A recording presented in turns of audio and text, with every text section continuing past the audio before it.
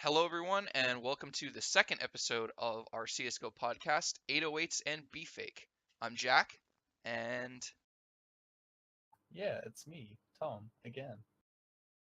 and there's been so much that's been happening in the scene recently that I don't think we have time for a personal segment today. So we're just gonna, as Keemstar does, get right into the news. Okay, so our first topic is all these SK roster move rumors. So earlier in the week, Taco left SK, and now they have a roster spot they need to fill. There were all sorts of rumors floating around, whether it be as ridiculous as simple. Uh, Stewie's been thrown out like today. They said that there was a very good chance that that gets done.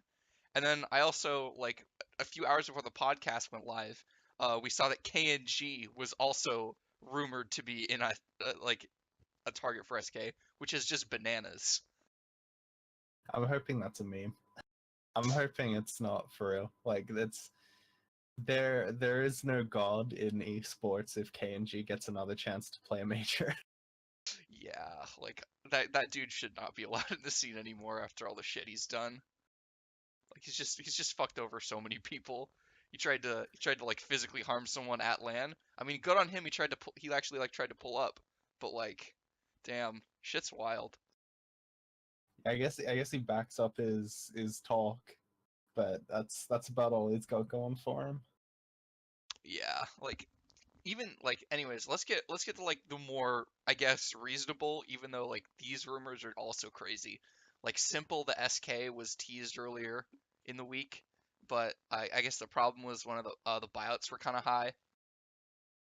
Because what they seemed to insinuate was we don't know what the buyout would have been because they were going to do the weird one for me. So they were getting Simple and Flamey, and I was thinking like, oh, okay, like Simple's like, all right, brother, like I can't leave you here. Like fuck Electronic, like fuck this kid, but I'll get you out. But apparently it was SK who particularly wanted Flamey as well. The buyout for the whole team was apparently 12 mil, but we don't know what it would have been for just those two players.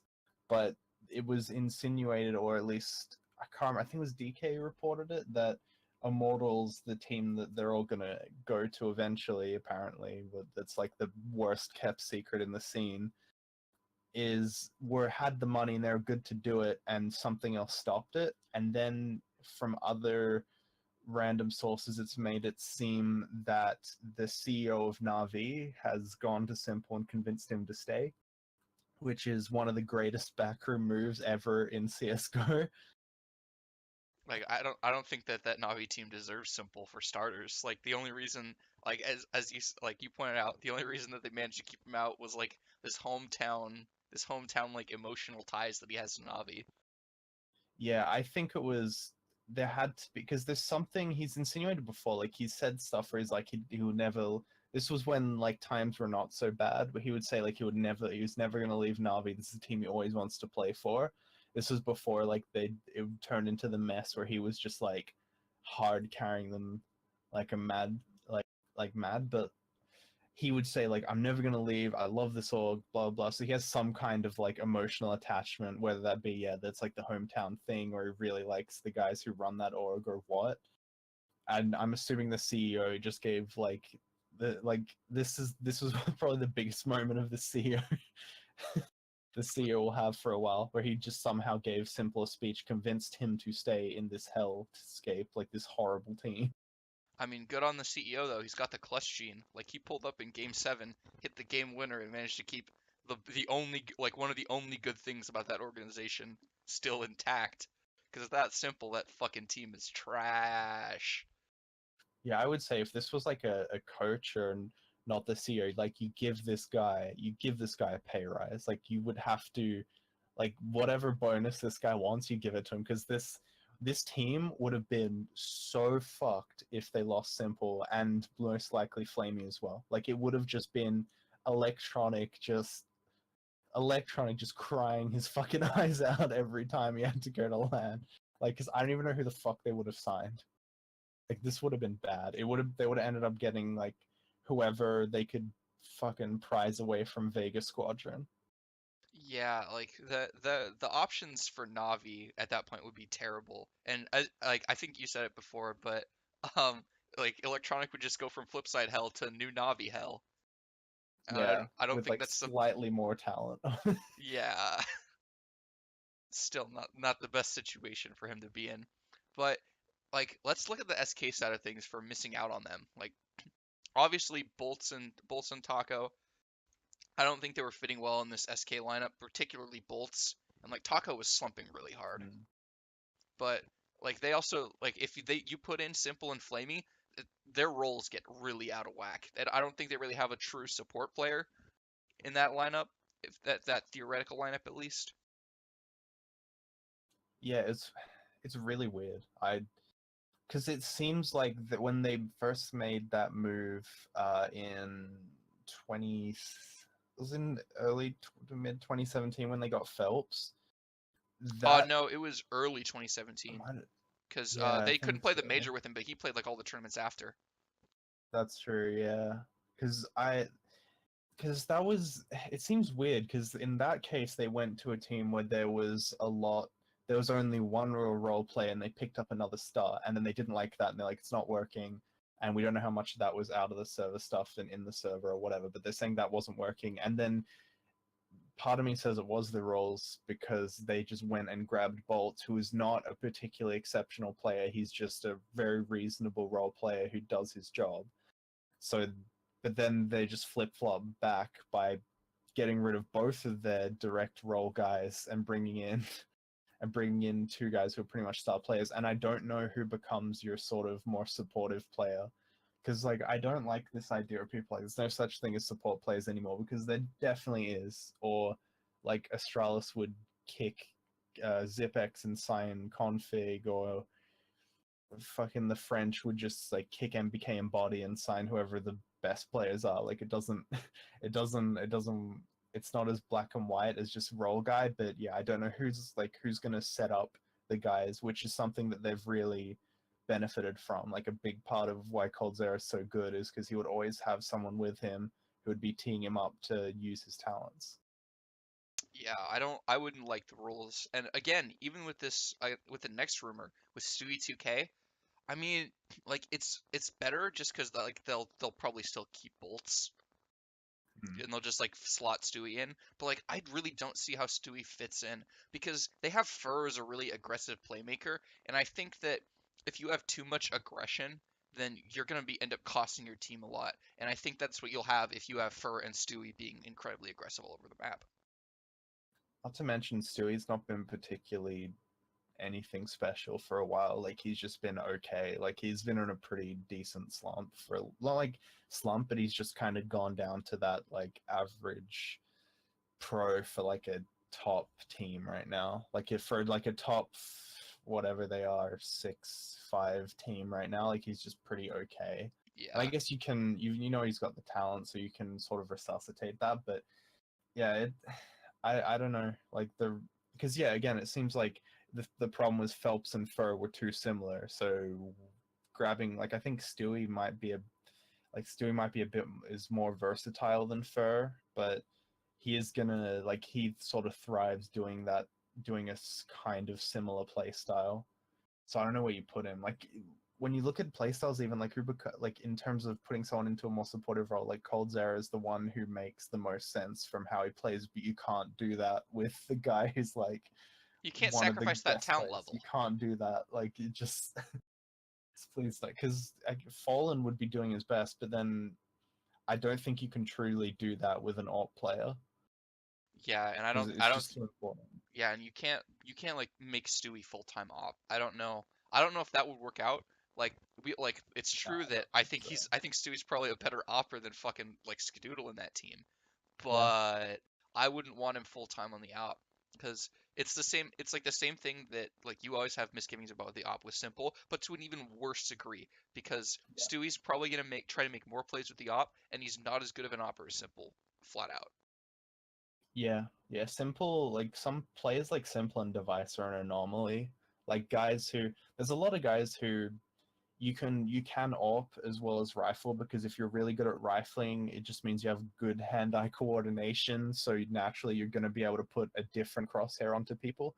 But there's something where like guys like Simple and Device, like they when they're world class at one and they move over and they're just world class at the other, that's like you don't get that out of all your players. And especially since like playing the op at a super high level is like such a different mindset from rifling. Like Yeah, you yeah. can't play the same at all. Like you have to have two separate brains for those different weapons, just because they're so radically different. Yeah, I think there's an understanding of each map that you have to have as an AWPer that you don't necessarily have to have as a rifle player. Like when you watch the guys who spring out to me are like Device and Guardian, where you just watch some of the things the way they move around the map and the angles they take, and it's like there's even top AWPers who don't navigate the map like that, and it's just a complete mastery of that weapon and understanding of what you can do with it as a tool. But uh, anything else to say about these SK roster rumors besides we're not really gonna know what happens until it actually gets confirmed? Yeah, it's weird. Like it And like none of I these feel moves like really make they need to sense. yeah, they need to keep their cards a bit closer to their chest somehow, because it just keeps getting out all the shit they're considering, and that's never good generally for teams. Like the fact that it's gotten out that they're like fucking Nico, Rain, shox were all guys that they considered. I don't know if they approached them, but they're just looking for star players, and it's strange because you'd think if they were getting beat down by FaZe regularly, then they'd be like, all right, let's just get more star power. But that's not really seemed to be their issue. I But yeah, think I that seems really hard to fix. Like I don't. I think like the problem is I think they've strayed away from that formula that made them so successful in 2016, where they had a really nice balance of roles. They also got a lot more impact from Fallen in that year, and I think that contributed a lot to their success, just because they had this really consistent opping presence, and I don't think they have that Yeah. anymore. Especially like when you watch that Krakow major that didn't actually happen. When they played the quarters against Astralis, like Device just made Fallen his bitch, and I don't think I don't think they've had that opping impact in a long time, and I think it's really hurting them, especially when you have like when FaZe actually like FaZe beats them a lot, and I think a lot of that comes down to Guardian. Like Guardian's really good right now, Yeah. and I just don't think that they can counter that. Like if you take Cold Zero off the rifle, you take that multi kill potential away. And like Cold Zero's good with the op, but like I think he's much better with a rifle. Yeah, I'd agree with that. He's one of those guys where he's just good enough that he can use pretty much anything, but he's more of a rifle guy. And it might have been a bit preemptive, the SK move as well, because they know that like the French, the Danish, because like they've always had issues with Astralis, and like you're saying, that quarterfinal, like that was one of the most comprehensive AWP performances I've ever seen from Device. Like he was in form and he knew where Fallen lived. Like he just knew what Fallen was doing. Like I've never seen a scouting work that well. Like I've never seen a guy who just seemed like it looked like he had fucking wall hacks. Like it looked like he just knew exactly what he was going to do every time. And when Fallen knows that these teams are all on the way up, like it might be these like I don't think we can contend because we've got issues now. We need to add something. So and I think like the Brazilians, one thing they deserve a bit of credit for is they like they're pretty cutthroat in terms of roster moves. Like if they will remove someone if they don't think it's working, Yeah, and that's like they cut Phelps pretty hardcore. they cut FNX pretty They cut hardcore too. FNX, yeah. And cutting Taco because like Taco is a like everyone likes Taco, Did he get and cut or did he he gets leave of on his own really well accord? with that team. Did he get cut or did he leave of his own accord? I thought So he left of his own accord. he says he left of his own accord, but it's kind of one of those ones where you're like, I don't know. It's Yeah, like how like Phelps left of his own accord. yeah, like obviously there is internal pressure, but like Yeah, I think he understood that like he was gonna get cut at some point. Yeah, I don't think it was as much as I straight up think Phelps got kicked. Like I think Phelps was kicked, and they're like, could you just put out a little thing on Facebook saying that, or tweet longer saying that you're taking a step back from the team? That'd be great, thanks. Yeah, It's like but we'll consider you in like 2 years when Fur retires if you do that. all right. Is that all on SK? Can we move on to? I believe so. Yeah. All right. Let's move on to G2 then. So, uh, I think like 2 weeks ago, Ocelot had this little podcast that he did on Twitch, where he had NBK and shox come on and talk about the recent roster shuffle in G2. And I don't think we need to talk about MBK's part because it was boring cliches.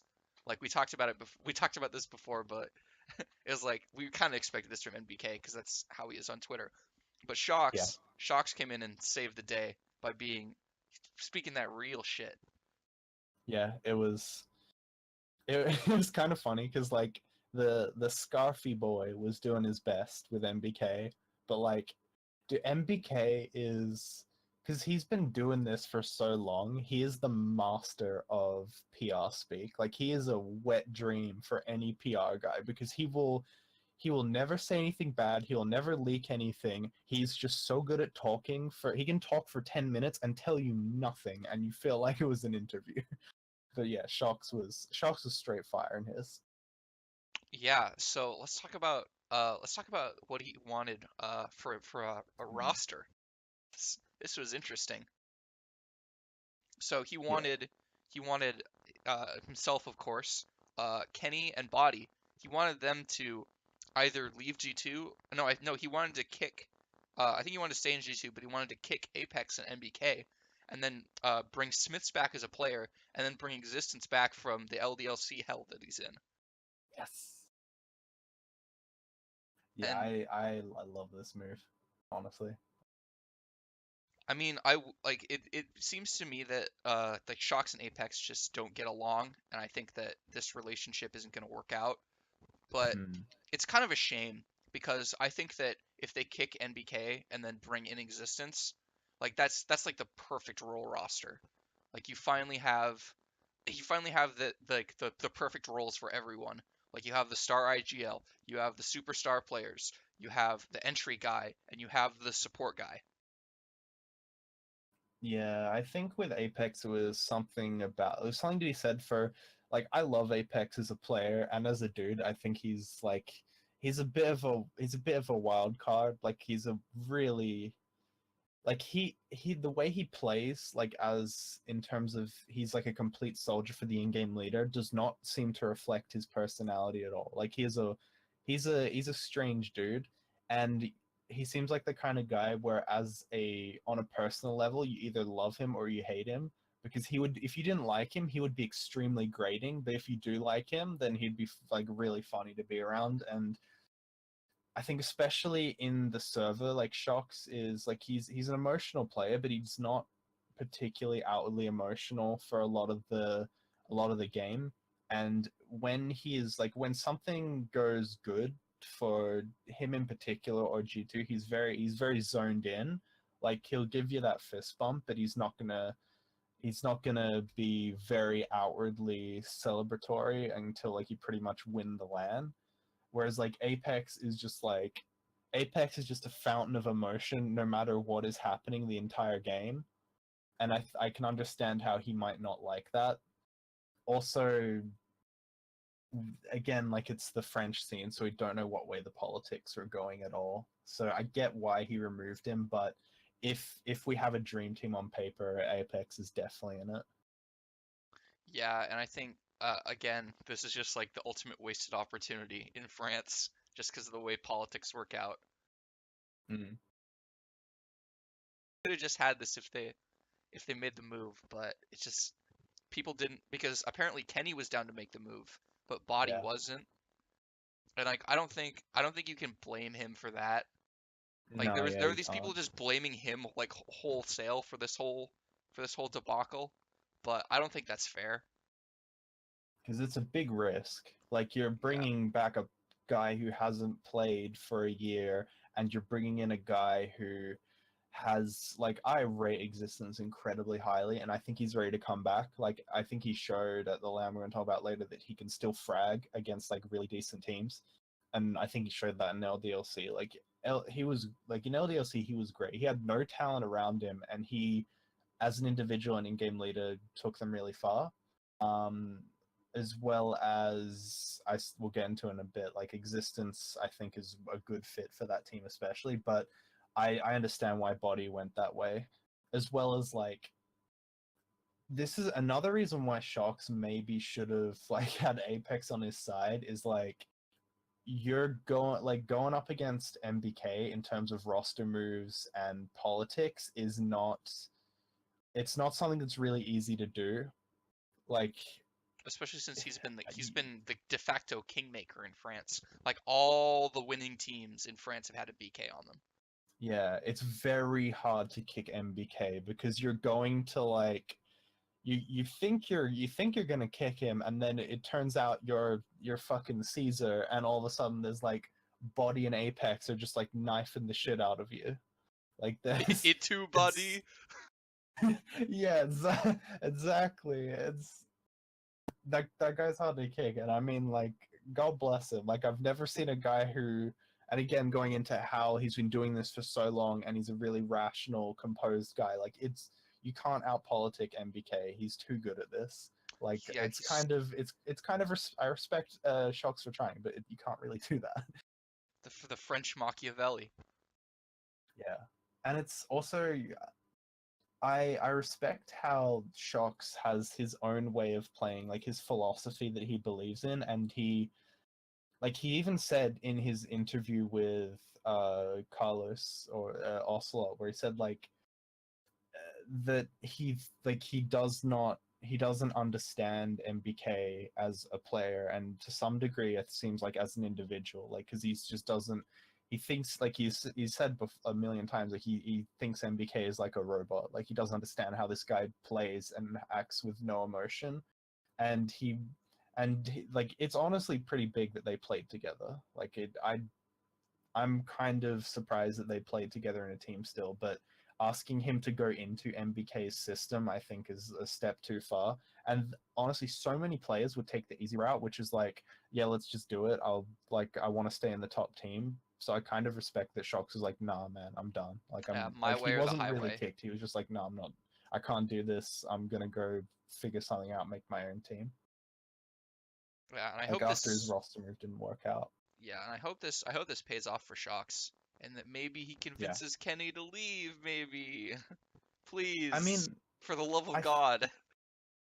I think yeah, this is a really really big moment for MBK because MBK has never really he's never made it work as an in-game leader. I think that he's probably in the best situation. Like this is the best he's ever been as an individual to take over the in-game leading role because he's just so experienced, and back in those days, I will put the caveat in that those were in happy teams. And if you take the in-game leading role off happy, he kind of just starts sulking and it's to some degree tanking the team. Like you would watch, like Happy's in-game leading and he's playing pretty well, and you switch it over to MBK, and you don't know how much of this is just because he understands the team better and he's understands the strat better when he's leading, but suddenly Happy is like missing all his timings. He's baiting even harder than usual. Like it just looks like shit, and I think that hurt him a bit as well. But on the other hand, like MBK would drop it at times after a week, a month, but he has to make it work because if he doesn't make it work, he's getting cut. And I think like they're going to end up with that shox existence, Kenny Smith's body team. And again, I'm not super high on Smiths in this roster move. Mm. I just don't trust bringing back a guy who like can't who like stopped playing after a slump and then hasn't played for a year. Like I just don't know how to feel about that. I to me it's like the reason why I like cause I don't think I ever went super ham on Smiths back in the day, but I did not like him in that G2 team with that shox had. However, I think the thing that changes is he wouldn't be opping, and he would be like a hard roll guy on the rifle. He's a player who I really like his mentality where he is an absolute fucking soldier, like more than, and he always has been, like more than like most players. Like he doesn't give a fuck. Like he'll do whatever he is told. And I think you can get a lot out of that. Like I think he can be a serviceable, like not a particularly good role guy, but I think he can be serviceable as long as you keep him away from the AWP. Also, there's some degree where it's like if you when you have shox in a team, he is a bit of a like you said, he wants to play his way. Like he wants the team to be his way. He wants to be comfortable, and having like Smiths, who's like his best mate in there, is part of that. So it's kind of like if you're gonna look at support and star duos, like uh, this is not the worst. This is definitely not one of the worst ones to pick up. Like if you need Smiths to make shox perform at his highest level, then it's kind of worth it. Yeah, but until listen, until Smiths comes back and proves me wrong, I'm still gonna stay very, very lukewarm on this Yeah, Smiths could do this at a high level role. yeah. I'll say like it was because in that G2 team was really strange because he was like it said he was more of a support AWPer. They would bill him as, but like when you're the main AWP, I don't think that works. Like it just I didn't like it at all. Like I hated that role he was in, and I think he can do it in this role. But yeah, well, I guess we'll have to see if he ends up on that future shox team or whatever the fuck happens with this scene. I mean, we're also leaving out Envy out of this because like that Envy Hmm. team has been like dead in the water for months. Like they're really not relevant at all. And I'm wondering if shox like nabs a player from there or something. Yeah, in terms of if G2 make it work with Mixwell and then shox has to make a roster, the dream was always going to be that they grab Ziwu, whether that works or not. I think he's got like I think it's less than 6 months left of school to do. So what would be cool is if they somehow if they got him on a contract to be like you join us as soon as you're done with school, I'm not which is really. a risk I guess, but getting an opera in would be really handy like that. Oh, he's an opera. I didn't know that. I'm not very familiar with Ziwu. Odd like I've watched a lot of him. Like he's like he that dude is as when you see a prospect coming up, he is as sure a thing as I've pretty much ever seen. Like I've never like it's very rare that I see a guy coming up like that, and it's like obviously anything can happen once you get him in. It's like there's a lot of guys who look really good in college and then just don't like work out in the NBA. But this kid, like he is as sure a thing as you can get. Like there's a reason why like so many teams have offered him contracts. Like pretty much like almost every NA team. Envious did. There's rumors that G2 offered him a contract. Like and he can AWP rifle. He can like I think this kid can do whatever the fuck he wants once if he works hard. Like this he's so good. Yeah, that would be a coup in that case. Like it's Also, not. that'd be straight fire if MV beg him to join for like however long it's been, like 6 months plus, and then like Uncle Shoxy just comes, puts his arm around him, and he's like, and he joins the team.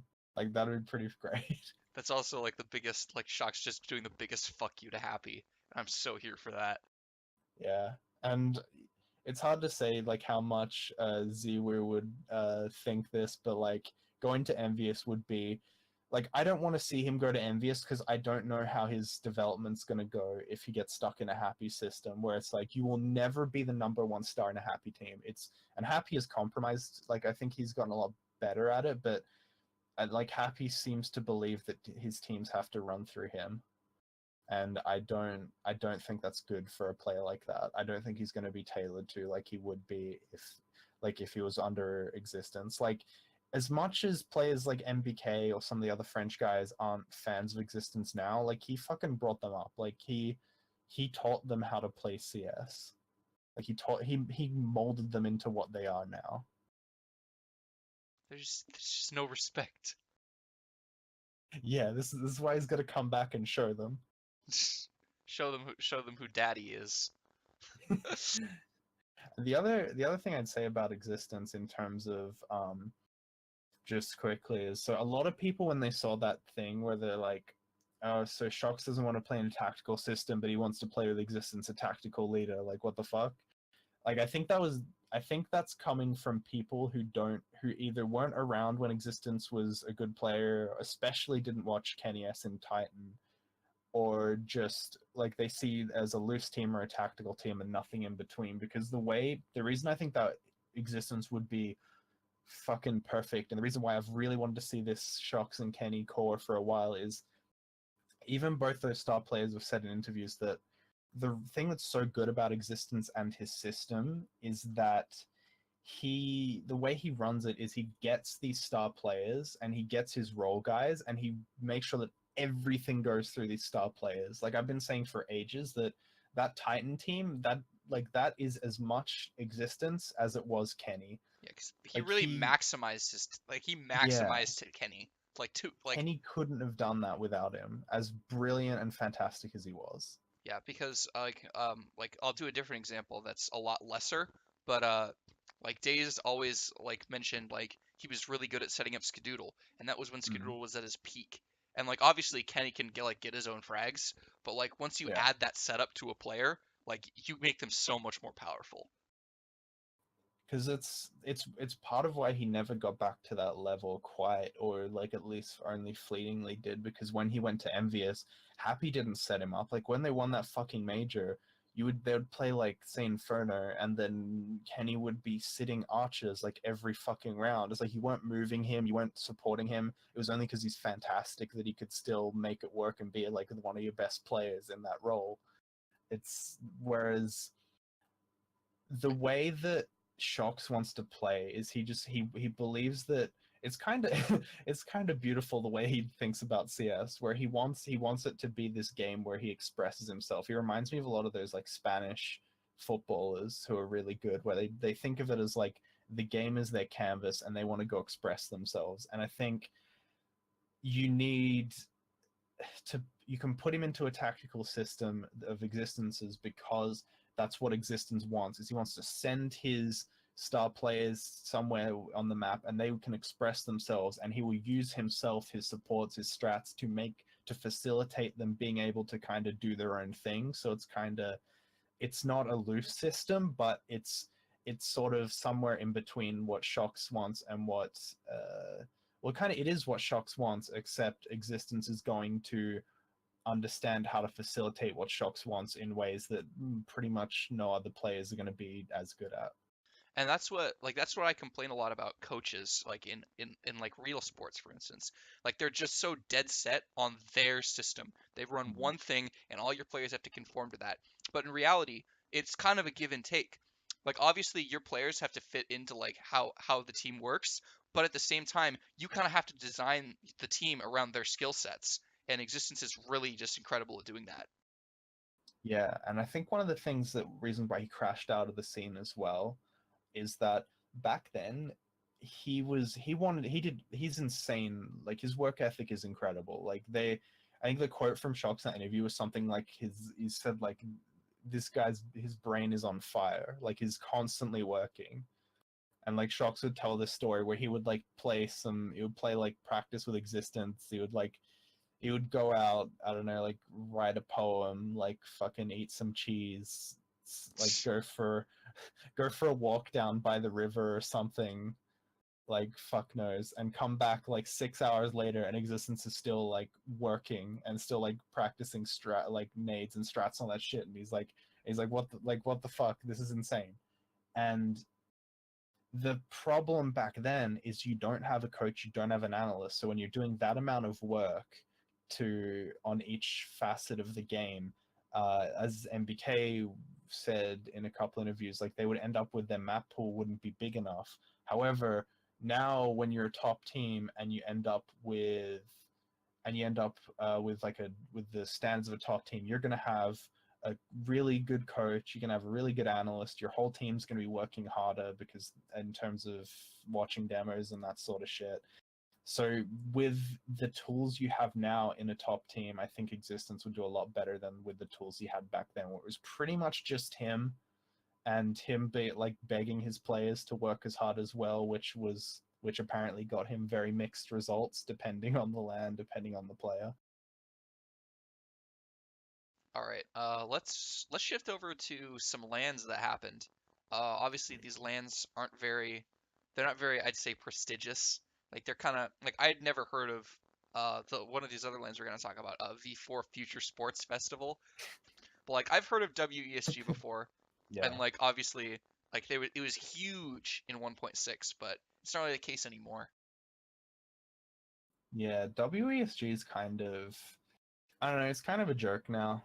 It's kind of sad because they've got this. The way they do this rule is it's weird because it's not. We it's been a long time since there was because I hear always people are talking about this idea of they had like World Cups in past games, which I wasn't around for. But this weird rule that you all have to be from the same country to compete as a team there, it just seems to hurt the LAN because it means we end up with like some pretty bad teams there, and then a lot of mixed teams and stuff like that, and it just seems to be limiting them. Other thing about WESG is it's a bit of a, I don't know if there's a right phrase to use, but a bit of like a catch-22 with that LAN.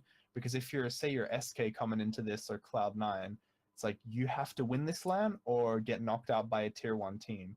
And if you do that, then it's like, well, that's what we expected. Like, whatever. But if you don't do that, you're going to get absolutely, like, just fucking obliterated by everyone in the scene. Well, And that's kind of what happened to them. yeah, Like, and it should be free money, but like that's the big part is it's fucking money. Like you're getting paid. Like the prize pool is exceptional. Like 1.5 mil. Like it's bigger than a fucking major. which is so But if you bananas. fail, yeah, Yeah, but absolutely. and like fucking C9 lost to Team One, a Brazilian team that we'd never heard of. Like they just straight up lost to him in a best of three. I don't know. Yeah, I don't like know how they've you done come fuck off. all. I don't know how you come off winning a major, beating the best team in the world, and then just going to shit against Team fucking One. I think the telling thing was like that. So the maps that Team One took were pretty close, and then like the middle map Mirage, C9 blew them out on. Also, Team One like they win that game, and everyone's like, okay, what the fuck? And they go to the next round of the I can't remember if it was a whatever the semi-final was, and they're playing Fnatic, and Fnatic just fucking dick them. Like Fnatic aren't even trying. They obliterate them. Like it was like six. Both maps were like 16-7, and honestly, it should have been more because Fnatic were not trying. Like Fnatic were just fucking around for most of that series. You couldn't even force Fnatic to get out of first gear, yet you beat the reigning major champions. Like that, like Cloud9, the way they play are always going to have a high ceiling and like a very low floor, but this is like pretty unacceptable. Like Like this is bad. this is rock bottom, man. Like I don't know. I honestly don't know how you go lower than this. And I think they have to make a roster move. Like I I think mean, they SK are doing it for him, so that's true, allegedly. But like even still, I don't think Stewie's the player like you necessarily remove first because you need to get a yeah, it might fucking not be a good roster move. no. Like I think like maybe if you like switch one of the other players to like full-time op, just because you'll get more impact Hmm. out of it than fucking Skadoodle.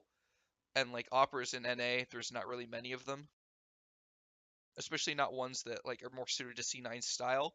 Because I don't think that if you put JDM in C9, it's going to work very well.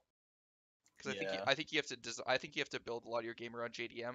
That was where he was most successful in CLG, and I don't think they're willing to like sacrifice their like loose aggressive style in order to do that.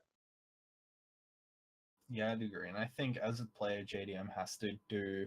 He has to do what, like obviously Kenny is a better player than him, like a far better player. But he has to do what Kenny did when he got dropped out of very games, where he went down into like Epsilon and all those teams and works his way back up. Like if JDM wants to play for a top any team again, he has to work his way back to the top. Like I don't think they'd take him into any of these teams.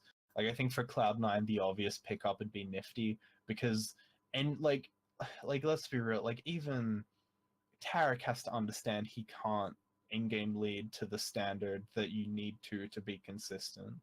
Like the major was a miracle. Like I think you play that major like 100 times, they win it maybe like once. Like I would like no more than like 3-4 times. Like it's insane that they won that major. That's yeah, I still can't believe that happened. And that's great. You got it. Like, you fucking secured your legacy, but you have to make, like, I think now is the time where you have to make that move. Like, you have to cut Skadoodle, and maybe if Stewie does go to SK, we start talking about, well, there's a good chance you can keep Stewie because you'd be, if you cut Skadoodle, brought in like Nifty, you'd be like a better team. Stewie's happier. He's not less worried because what does it say for your team that one of your like star players, the guy who in the past was very against roster moves and like didn't want to turn his back on his like Cloud9 teammates and shit, is like really considering moving to SK, to a team that even though it is a really good team, it's still a risk because those guys, like, playing the game in your second language is harder than people think. Especially considering, like, I don't think Coldzera's English is very good. Uh, I think I don't know much about Bolt's English. Like, Fallen's is great, but most of those guys, yeah, it's still a risk. But he seems like he's fine with walking out the door on this Cloud9 team. Yeah, I also think that uh, one of the points that was brought up was on Twitter, uh, like getting Sean in this team. It's probably Mm. like I don't know if he'd be willing to do it, and I don't know. I obviously don't think he's that great of a player, and but like you need to make a mindset change in this team. I feel. Yeah, I think they need structure more than they need, because this team has a lot of talent on it. If they could somehow keep Stewie and then remove Skadoodle, bring in Sean, I think that'd be a good move. Because I think Sean might do it because it didn't seem like I think it was, this might be wrong, but I think it was Stunner who left, sort of burned some bridges with the team. It was someone who left and like essentially burned bridges with the org. I think for Sean it was like, I can't do it. I can't play with this motherfucking nothing anymore. Like, I can't have this guy asking what the strat is again for with 30 seconds left in the round. Like, he was just so tired of some of those players that he just got the fuck out. But fortunately for him, pretty much all the players are gone back from, except for Scar from when he was back in that team. And also, like, I don't think Sean's the kind of person to burn bridges, anyways. No, yeah, he seems like he's a very like level-headed professional. Like, I don't think he would. I assume he's still on pretty good terms with the orgs he's played for. Additionally, I think that cutting Skadoodle for Sean makes more sense because Tarek, from straight from the horse's mouth on stream, said last night that he'd be willing to main op. So it really Yeah, makes you think. and like Tarek's a fine AWPer. Like, he's alright. Like, he's, but the thing for me is like Skadoodle's playing this like fucking 300D chess shit. Like, he put all his work into performing at that major, and like fucking like he saved his spot on that team. Like, I think he wouldn't be here now if he hadn't played really well at that major. And I hate that people put up this story of him being like Tarek was 100% the MVP of that major. I hate that they had a finals MVP at the Boston major because that doesn't make a ton of sense to me. And it just made Skadoodle look like he was the hero there when I don't know. Like, I'm really, really not a fan of Skadoodle. Like, I don't think he should be in the top NA team. I don't think he should be in, like, I think he should probably be in like third, fourth best NA team, just kind of turning up, like fucking clocking in, just points for being there. You've got enough talent to do that, but I hate seeing him on the top team because I don't think he works hard enough. I don't think he's got the right mentality. I hate the way he plays in terms of he's always not been confident, he's not vocal, which can be fine, but it just seems like it's to the detriment of the team, and the in-game leader constantly has to be thinking like, right, I have to fucking move him around the map like a chess piece. Like your in-game leader is playing an FPS and a fucking RTS at the same time because of Skadoodle. Like, you can't be doing that. So really, the in-game leader is playing chess and Skadoodle's playing checkers. That's true. Like, Skadoodle has, like, if you don't tell him what to do, he will have a game of like solitaire open on his other monitor. Like, I mean, he is a simple man. It makes sense that he would like simple things like solitaire. yeah, I'd be willing to put money on him if there was a solitaire line. Fucking fight me at LAN, dude. Solitaire LAN.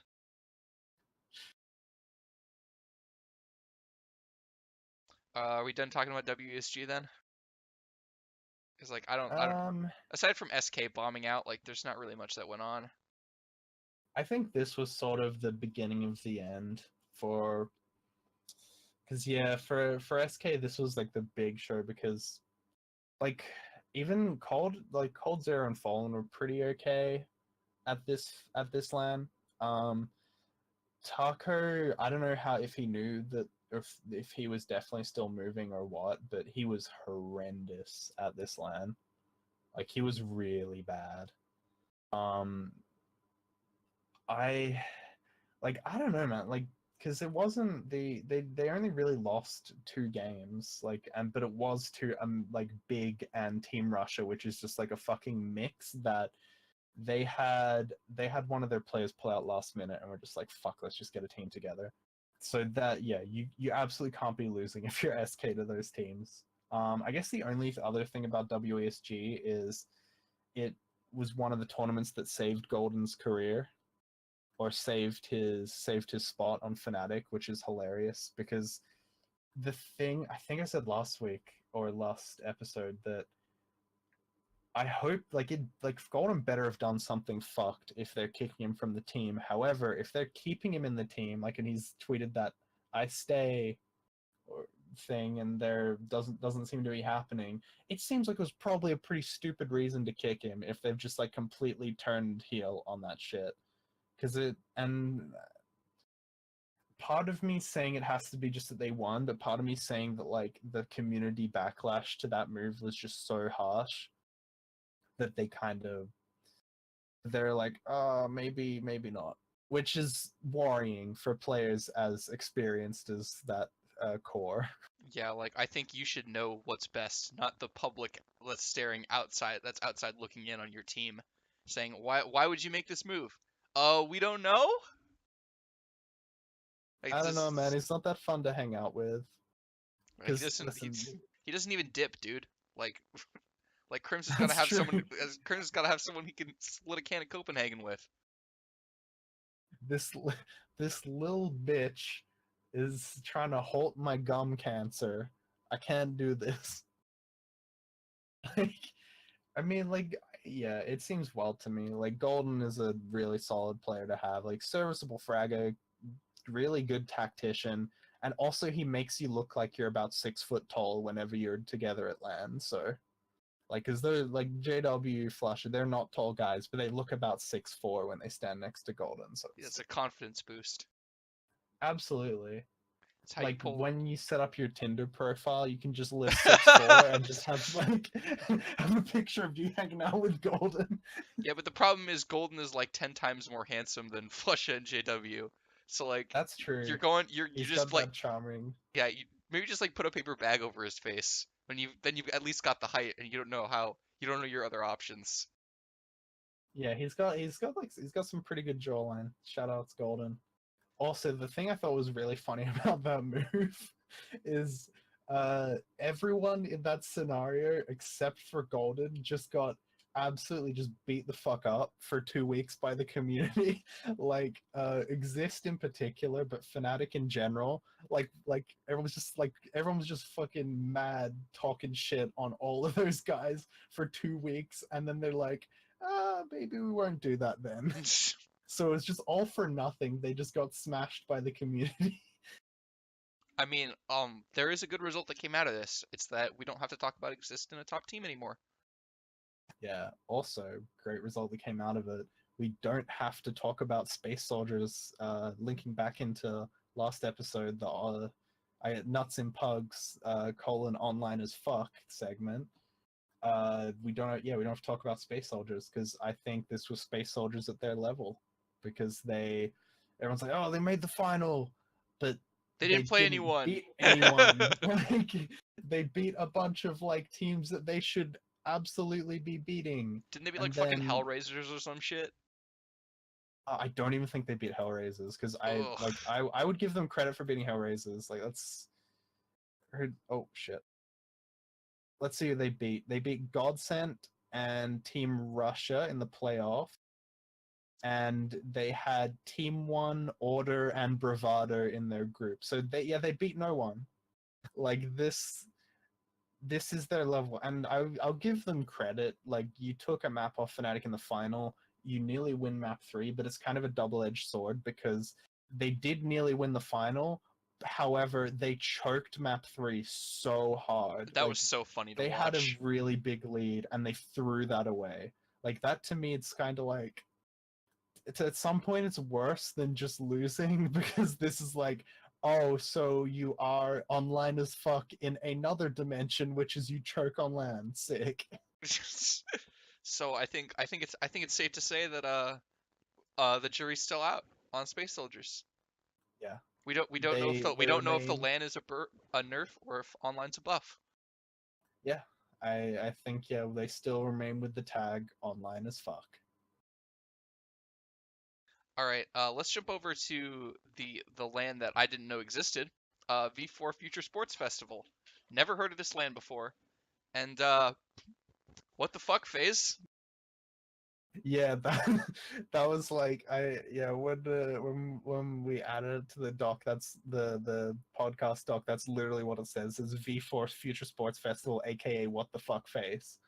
Uh, this so usually I'm a big fan of festival arcs, one of the best arcs, and tournament arcs. So best of both worlds coming together for this land. So obviously knew it was going to be pretty good. Uh, this is pretty bad. Like this is really bad for FaZe. I don't know how you lose two. No, you don't just lose 2-1 in like super close fashion. You lose 0-2 to VP. Like just straight up lose. I don't know how you've done this. Like the first map Yeah, at least was close, but like the second map, once you get to that, like you have to win cash again, especially against VP.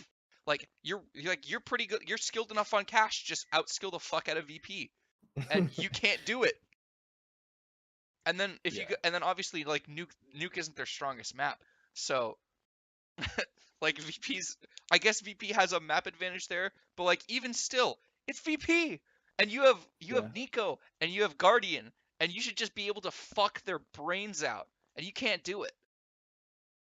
yeah. This should have been just such a slam dunk land for FaZe. Like this should have just been rolling to the final, collect your 200,000 euro. Do not pass go. Like this, like just fucking easy fucking land. They like just for reference, like how much of a cakewalk this LAN was. The four named teams: Mouse, VP, Hellraisers, and FaZe. This is the stat nugget of the week. Uh, the four name teams all finished with at least double the points of the best of the no name teams. So already half the teams at this LAN were fucking dog shit guys who we'll never hear of again. Like, shout outs to XCOM for having a pretty good team logo, but apart from that, like, I don't give a fuck about any of those teams. Like, they were terrible. They got blown the fuck out. Like, the highest finishing one was 4 points.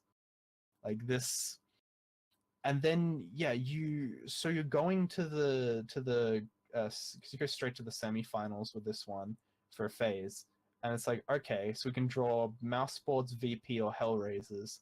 Who would you want to play? I would want to play VP out of these teams, and you get the best draw, and you just, I don't know, man, you just straight up lose. Like that, because I watched that game and it wasn't as bad as like the Team One game where I watched that Cloud9 Team One game and that was fucking terrible. That was just both teams just fucking not paying, like barely playing anything beyond a pug. They would just run at each other, and I swear to God, the amount of times on train on that Team One C9 game where two guys would peek at the from either sides of the train, be looking at each other, and then one would have like a CZ and the other guy would have an M4 AK AWP, the CZ would win like every single time. And part of that's CS:GO, and part of that's just that game was a mess. Like I hope I never have to watch Team One play again. But uh, this FaZe VP game was the thing we were saying before is like at least VP were good enough to bring their X factor, which is they're really entertaining. But they should have been such an easy win for FaZe because this is the kind of team that they want. Like the way that VP played is it was sort of classic Virtus Pro where they look for early picks, they're aggressive, they're kind of They have like one execute that they can fall back on, and it'll get them a couple rounds. yeah, yeah, and especially on cash, it was so weird. There'd be rounds where like they would like say I can't remember who it was at first, but say it was Pasha because it was I think it was one of the B players goes for a pick, FaZe kill Pasha, they take A main, they take highway, and they go into A with a fucking man advantage overall. It's like a 5-on-4, 5-on-3, and naturally like not everyone's on the A side, and they just don't get the side. Like it was so strange, like to see FaZe just losing gunfights like that. And Virtus Pro, like you look at the stats in this series, like no one even like really did that well besides Mihu. You 2-0'd the series, and Mihu, like credit to him, he was great at this LAN. Like he was great on at every point in this LAN except for the final where he was pretty shit. But Yeah, there were no some one some no one bad. else on VPre was good in this series. Like how do you lose? Like Snacks was bad. Like Snacks and Near were pretty terrible, but you still like I'll say Near clutched a couple 1v1s early on in map one that were great, but those players were pretty terrible, but you still lose with that amount of talent. Like I don't know. Yeah, I think like like obviously now I think is the time to get worried about FaZe. Yeah, I think this lineup's done. Like I'll just say it now. Like there's not even no suspense. This lineup is fucking done. Like you have to make a move. Like this is where you throw the checkbook at shox. Like because this you have to change something. Like it's been too many lands. Like too many like crashing out of tournaments. Like you have to make this move. Like I think there was a couple issues before the major, but like not winning that major, like I think killed this team. It's just not a good look. And do we want to talk about the final at all? Because like I kind of like Mouse a little bit, just because I think they have some really interesting prospects. But like I know you don't like Mouse at all. Neither of us really like Virtus Pro that much. Yeah, I don't like the way VP play from like a Counter Strike purist level. Like I really like those dudes. Like they're really historic players and they're very entertaining. It's sort of like just from my way of thinking like I think there's a best way to play CS in my mind, and there's a very entertaining way to play CS, and they definitely tick that second box, but not the first one, and that's why I've never been hugely hugely cheering for them, which is like just kind of funny because like as you know like I'm a pretty big Astralis fan, and like after because we're at the E League major like you know the story, but at the airport after I ran into VP, and this is after like I was fucking super hype and super happy about Astralis winning that major, and like I was like oh like what like oh I'd got a picture of them like talk to them for a little bit, and Taz like his lovely dude's just like oh yeah thanks for cheering for us, and I'm like yeah no problem man, better luck next time. Good luck at Vegas. Shit. But, I do want them to do okay. Like Taz was like I really like Taz as a guy. Like he's a really likable dude. Yeah, and he should be an That analyst to everyone be in the scene honest. likes. Like he'd be But great on desks. yeah, I'd love to see him on desks, definitely. But yeah, I wanted Mouse Sports to win this just because I think they played a better brand of CS, though I don't love the way they play. Because I like a lot of players on this team. Like it's hard not to like Rops and Sunny. Like Oscar is clearly a Oscar's very really talented good. guy. Yeah, Yeah. like he went the fuck off this final, especially on that Oh, train absolutely. map. Like when VP looked like they were gonna win, he just kept them in the game. Yeah, that dude is like he's a big find that someone's made him work finally. But I'd say like because the guy in this team that I really like Sunny. Like I've been a big fan of Sunny like since like before the Penta days. Just watching him like that kid is gonna do well. Like he's like I was gonna say like dude like he's gonna usurp Alu. Alu as the Finland guy. Yeah, Like he's like, so good. being the best finish, like being like a Finnish player in CS is like Highlander. There can only be one. Yeah, as well as one of those like scenes where it is kind of like hard mode to some degree because you're gonna have to get an international team to really go places. Yeah, and you're gonna have to speak in your second language like all the time. Yeah, that's true. Like my problem with mouse sports is I will say I'll give a lot of credit to Chris J because he is making it like he's doing his best and he's making it work.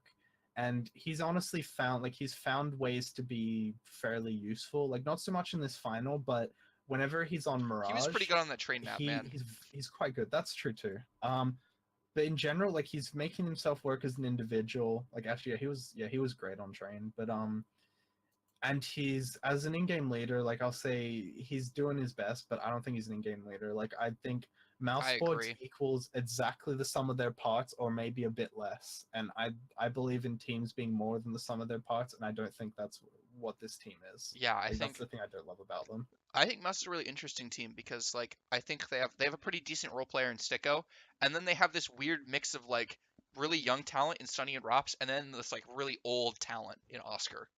Because like the age gap between like Rops and Oscar is like pretty sizable. I think it's like 7 years or something. Yeah, Like I think it's I like think like 7, 8 years. I think it yeah might be like more honestly. yeah, it might be more because like I think Oscar's like 25, 26, and then Rops is like 18. Yeah, he's 26 to 18. Yeah, Yeah. it kind of because yeah, you got to be thinking as well. Like it's unless you're someone like RPK, like it's a complete anomaly that RPK turned like hit his level that he hit towards the start of this year and of last year in MVS at his age. Like you have to be thinking like how long can Oscar kind of do this for? Whereas yeah, Rops is only going to get better on paper.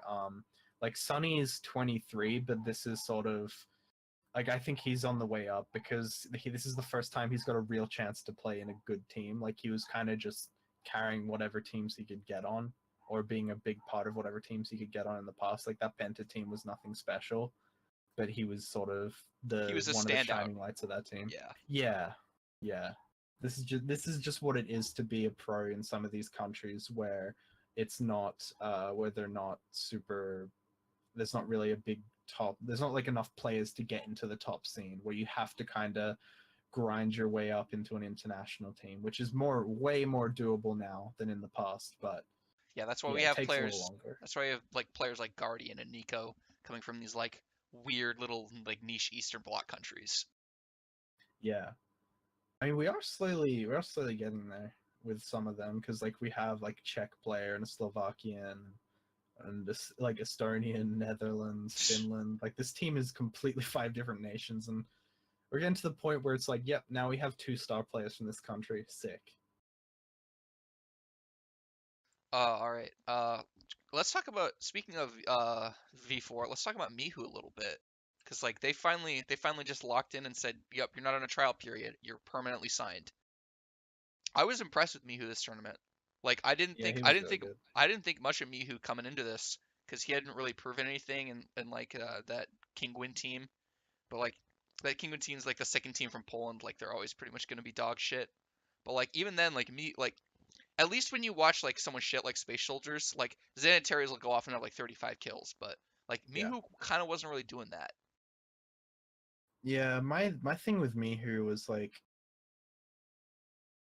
I when he joined this team, my thought was always like, cool, like it's good that he's joining them. Because he's like the obvious pickup. He's played with them before. He's the best of the rest in Poland, but he's nothing particularly special. Like this is the first time I've ever seen him go off and have like a really good LAN.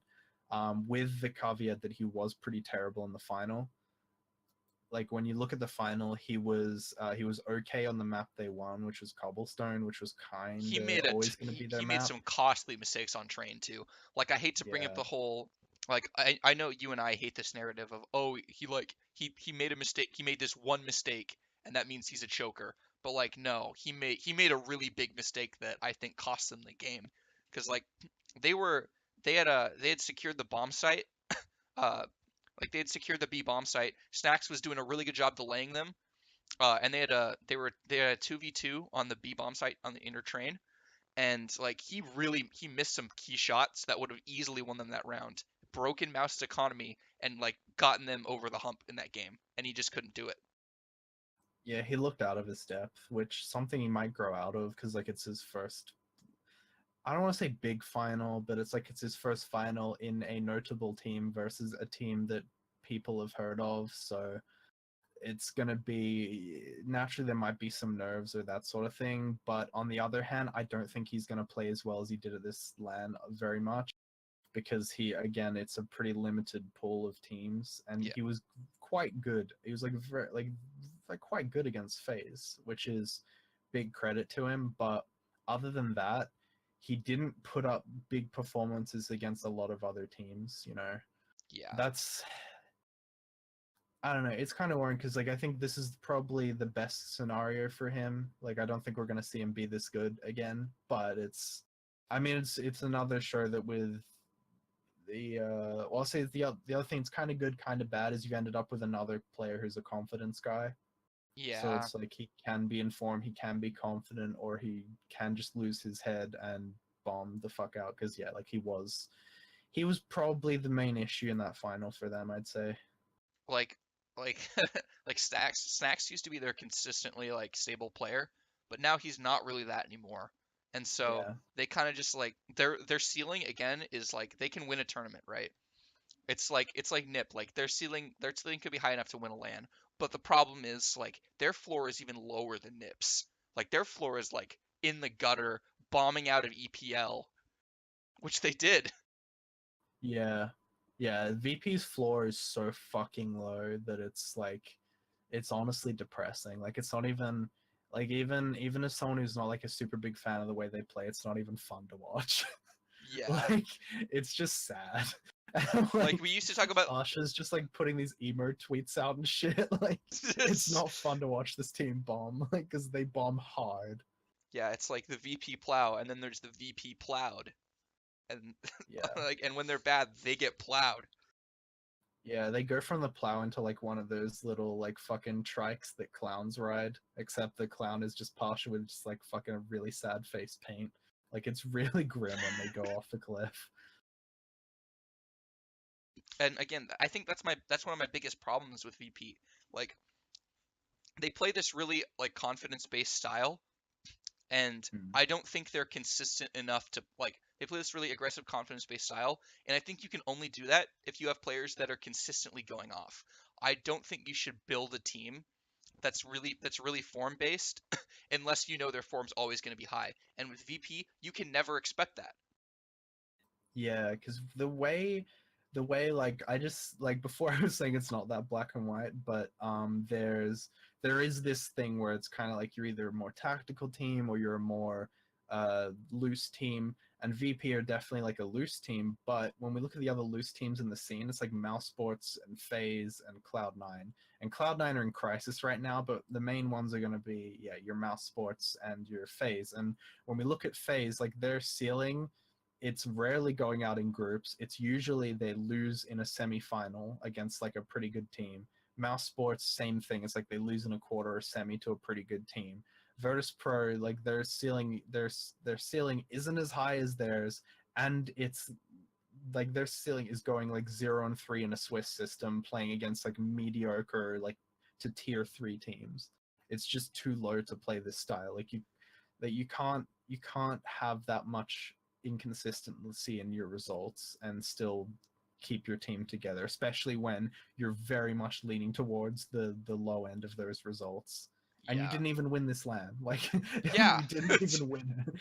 Like your high point is like, oh, we could have. And I think that like them beating FaZe kind of shows the flaws at the top end of this scene. Because we were talking about this last night, but I think that the scene right now is this, especially the top is like really flawed. And I think the level of the top end of CS is sunk down close enough to where these tier two teams can come up and challenge for tournaments.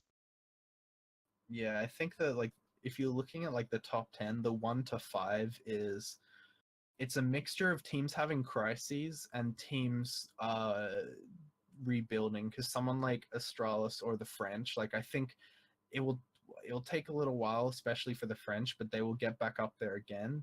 Um, so I think this is the chance for these tier 2 teams, or even like any of the tier 1 teams, to win your tournaments. This is why it kind of is fucking scary for FaZe and Cloud9 that they're bombing out. It's because this is your time. This is when you win your tournaments. Is when all the other teams are having issues. Because Astralis and G2 and all these guys are coming back, and it's not like this won't last forever. Because I think the fight, like say like rank 6 to 15, they've gotten better than we had in the past. However, the top guys are really still trying to sort their shit out so they can get back to being consistent, like back to that status where like we get to the semis and 3 of the 4 teams are exactly who we know they are or expect they're going to be. And like I know we're not supposed to draw like super concrete results from online, but like Astralis have been fucking killing it online, man. I think they're almost there. Like Yeah, I just think get they're them on pretty much LAN. ready. Yeah, they're I think there's a good chance they win Marseille, honestly. Like I like her saying last episode, like Magisk is an upgrade to Kirby, and it sorts out a lot of mental issues in that team, whereas like things might have been getting a bit stale.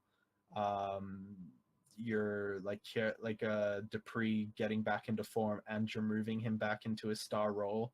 Not to mention he's figured out ways to play other roles, so you're now getting a Dupree that is going back to sort of classic Dupree, but he can also do this more lurk versatile shit. Like this Astralis team looks like they're going to be tier 1 contenders again, especially like I think they could get to that.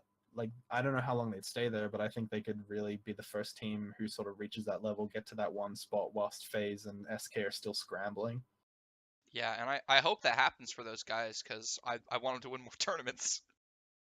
Yeah, I'd like to see them sort of cement their legacy, because it's kind of, I don't know, it's weird. Like you see a lot of people who don't view that core of Dupree, Device, and ZipX as like an all-time core. Like a lot of people who see Glaive as just like a really good in-game leader as opposed to one of the best ever. Like I think they're a team who are gonna realize that thing we're saying, where it's like this is the time where you win your tournaments. This is like a really big opportunity for one of these teams to get some silverware to back up what they have as a team. Because like unfortunately, people don't really care that there was that stat where like they made the amount of top 4s they made in 2017 was bananas. Like pretty much all of them, like they would just always make the semis. Yeah, it's like that. And It's like that ridiculous streak that Envy LDLC had back in their heyday. yeah, Like yeah, they same and never Fnatic bombed too. out. Yeah, like that's and I think there's so much more to be said for that, because that's like what the big argument in terms of like the best team of all time between the peak Fnatic and then the Luminosity or SK core when they're at their best, is that SK were much more inconsistent. They've bombed out much more, whereas Fnatic never went out in groups. Like I don't think that Pronax Fnatic team ever went out in groups. Like when they moved their roster, it's because like fuck, we're going out in quarters and we're not really feeling it anymore. Let's make a move now before it goes to shit. Yeah. All right. Let's get into some segments here. Uh, Oh, I wanted to say quickly that like Hellraiser's looking real good. Like that team is looking real good for who they've got. They took a map off FaZe. They got really close. This is in groups. They took the map. They played a close semi with Mouse Sports. Like Woxic looks fucking really good.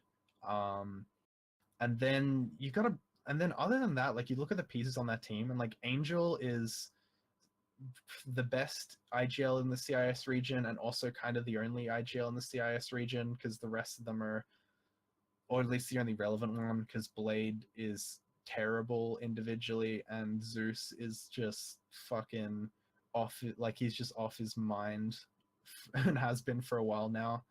But and you look at those pieces like Bondic and Issa, like they look pretty decent. Like Issa's doing well as like that just decent entry guy doing his job. Same thing with Bondic. The problem is you look at that team and Dead Fox is fucking terrible. Like he's just really really really bad. He was like I even was looking through the games I watched and the stats and that sort of thing. He had he was shit on like pretty much every map the entire LAN except for a 15-15 draw they had with Dark Tigers in the group stage.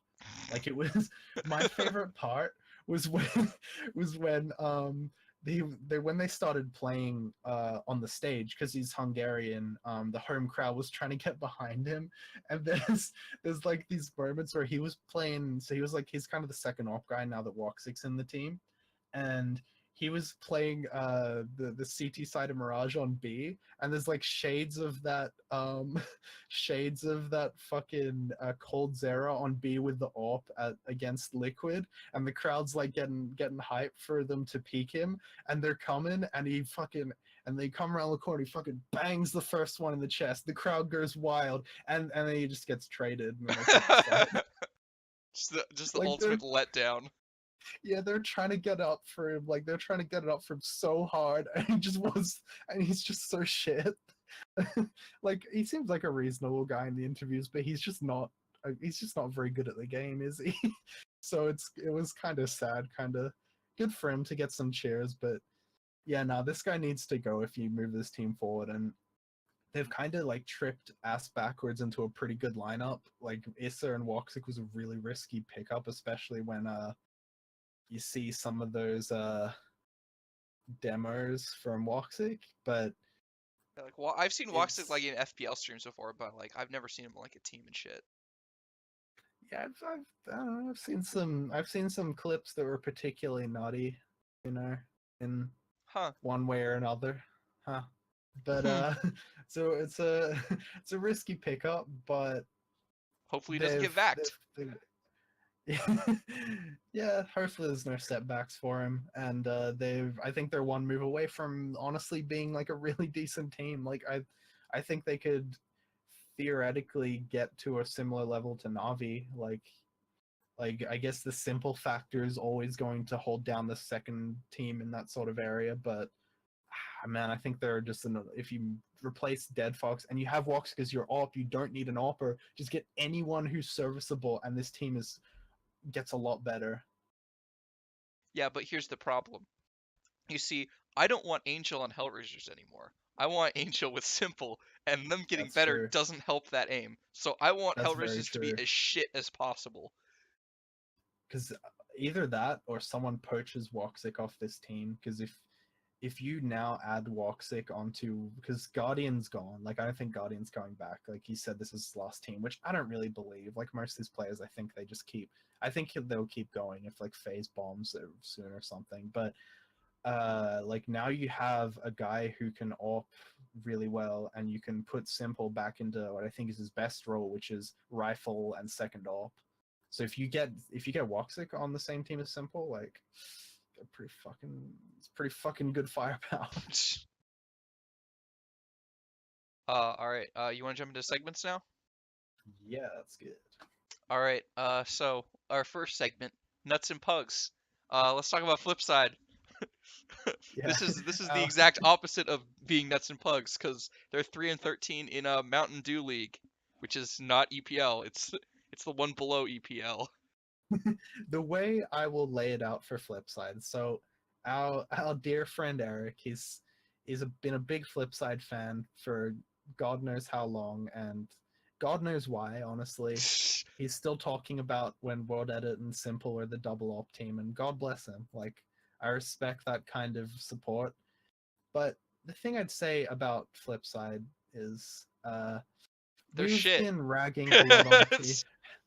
We have to start with the positives, but we've been ragging a lot on teams for being inconsistent, right?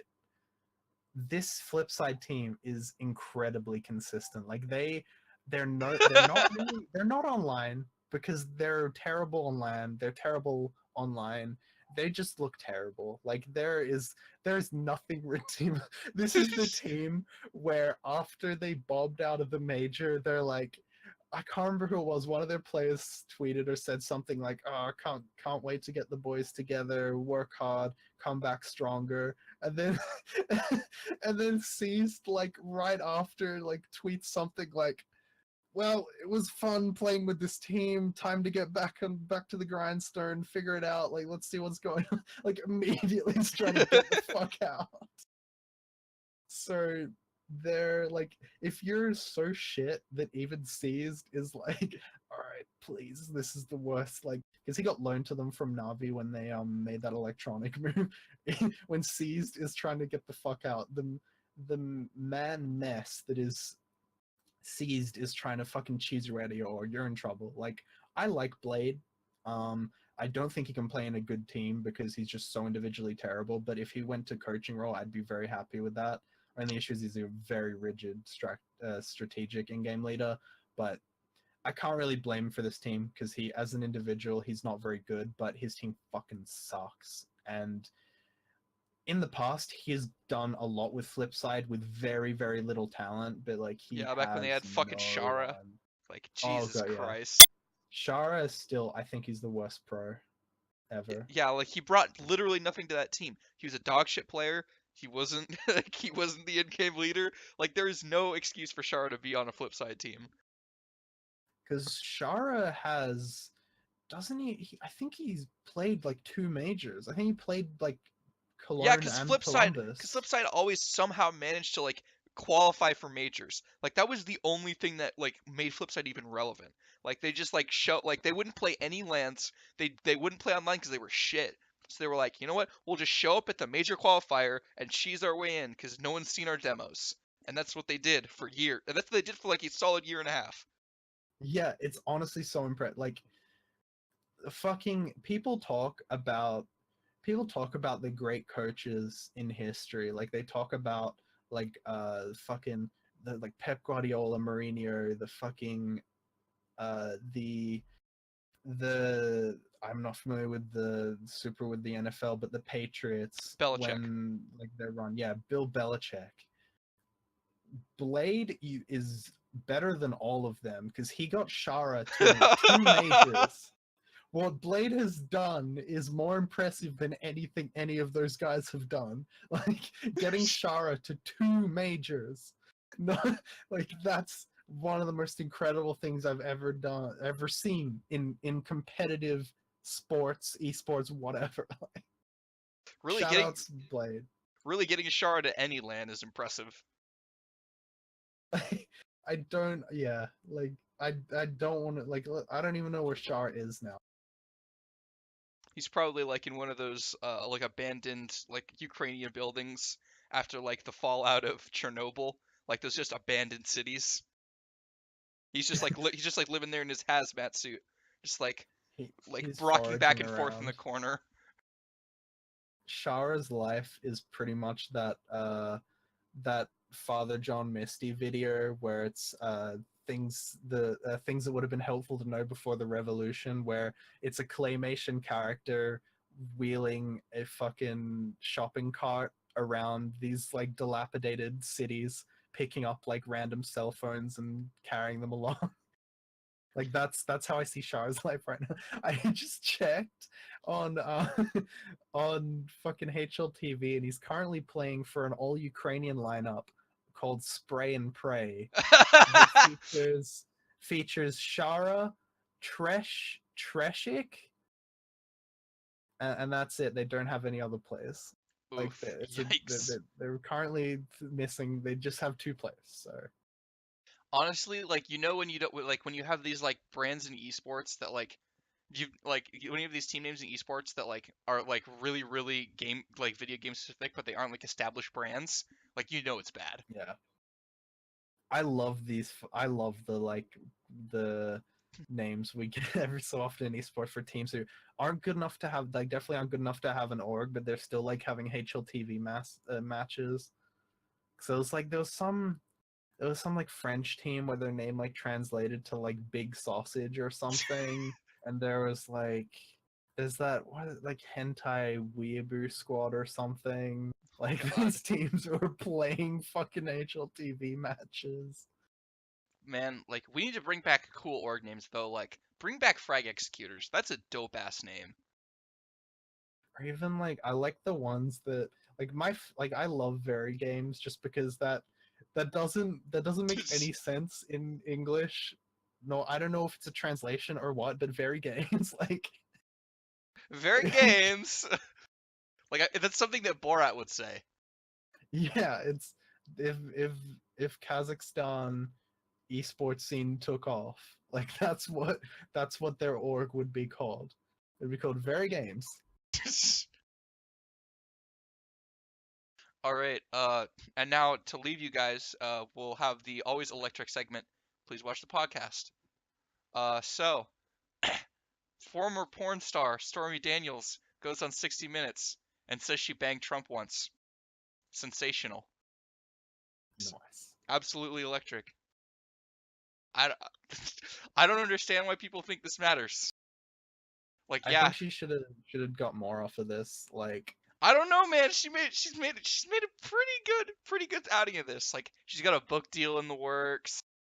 She got on fucking 60 Minutes. should have held out for a movie deal, but still Uh, do, I guess. I don't know, dude. She's been in movies before. The wild thing for me was that everyone's like, "Oh my god, it's Trump exposed." It's like, so you're telling me this billionaire businessman, billionaire politician has had sex with attractive ladies, huh? And The like, big revelation, boys. oh god, I don't understand why people were like, oh man, Trump's really disgraced the honor of the presidency. Like, what? He hadn't done that already?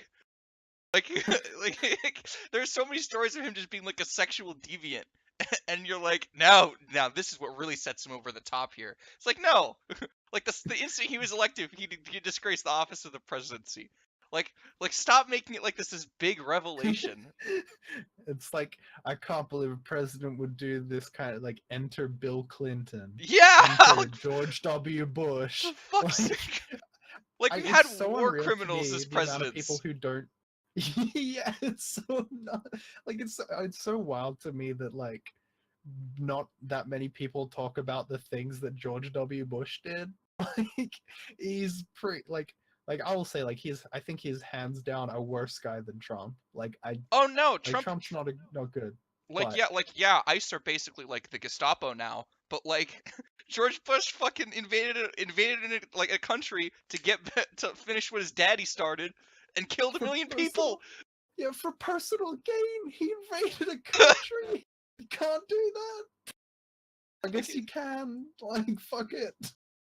it's just so wild that people are like this is what's really gonna bring Trump down. This like This fucking high school ass gossip rumor. this will bring disgrace to the presidential job, like as if there is any dignity left in that role. Like that's just Jesus. been gone for years. Like Obama, being like a good statesman, brought as much as he could back to that role. And even Like then we still have because you the kind of drone have to be, strikes. yeah, you have to be a little bit evil to be the president, but he did his best. Like he was good at talking, and that's what I'll give him. And he was fine. Like good on him. But like, dude, that role is long gone. Like when a man straight bulls into Iraq to get money for him, like to get that fucking oil money. Like I think what he did is worse. Like I think that shit's done. Like we're out on that job. And that was Please Watch the Podcast. All right. I don't think we have anything else to talk about. So, uh, let's plug ourselves on Twitter. Don't follow me on Twitter at jackalope322. All I do is tweet shit, and I retweet even worse shit. Yeah, yeah. Please don't follow me at Tom Sauter because it's very private. Don't really have anything to say. No opinions. So yeah, fuck off. Unless it's on Manchester United, then you'll like tweet like 20 times in one day. No, yeah, I'm trying to get better at not being those people who just tweet like a million thoughts on the games. It's all fiery sports takes now, pretty much. I mean, like, it's a good thing. It's a good thing the Seahawks aren't playing right now because that's what I do every time. When the NBA playoffs roll around, that's when you'll get some more fire rants from us. That's true, especially when Chris Paul wins the title. Then I'll just be jacking off all the time. Yeah, that's when we'll both get back on our like fucking soapboxes when the Rockets win that title. Yeah, because the Warriors done or finished. Yeah, it's over. All right. See you in 2 weeks. Yeet.